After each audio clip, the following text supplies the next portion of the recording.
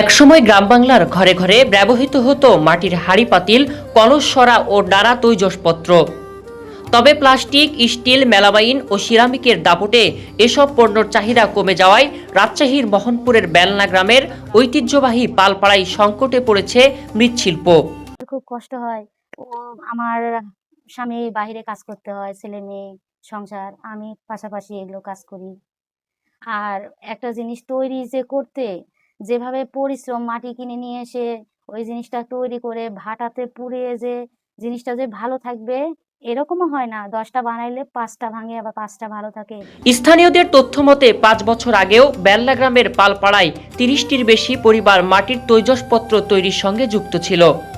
বাপদাদা আমলে চলে ওই করেছে হিসেবে আমরা কোনো রকম ওই ব্যবসা নিয়েই পড়ে আসি। তাই এর মধ্যে মনে কর এই যে আসিস আগে যেরকম করে বিক্রি হয়েছে 2000, 3000, 4000 আগে, আর সেই হিসাবে ওই বহু রকমের জিনিস উঠে আমাদের বেচা বিক্রি করতে। আগে আমরা কলস, হয়তো বা মাটির হাঁড়ি, কাঁচা, ঢাকন, এই সেই অনেক জিনিস বিক্রি করেছি। যেমন এই হাঁড়ি রয়েছে, হাটের হাট, আমরা না হলেও একটা করে দোকানে 100-150 করে হাঁড়ি বিক্রি, আর এখন 20-30 করে হাঁড়ি বেচতে কষ্ট হয়। বর্তমানে টিকে আছে মাত্র 8টি পরিবার।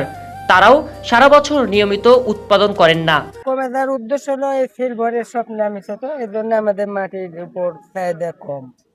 সংসার আরো বিভিন্ন আবাদ পানি করি, এই জন্য জাতি ব্যবসা বহুদিন থেকে ধরে আছে, এই জন্য আমাদের এই উৎপাদন খরচ বেশি, বিক্রি কম এবং ন্যায্য দাম না পাওয়ায় অনেকেই পেশা ছেড়ে অন্য কাজে যুক্ত হয়েছেন। মৃৎশিল্পীরা জানান, মাটির পণ্য তৈরিতে পরিশ্রম ও খরচ বেশি হলেও লাভ খুবই কম।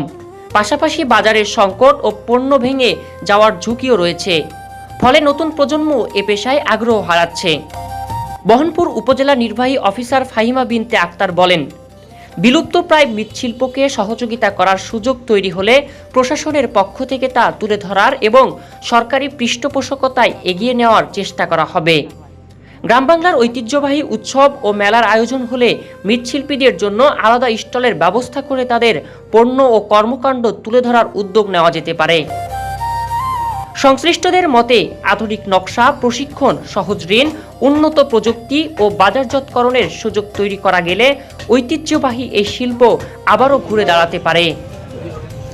সৈয়দ মাহমুদ শাওন, উত্তরা প্রতিদিন।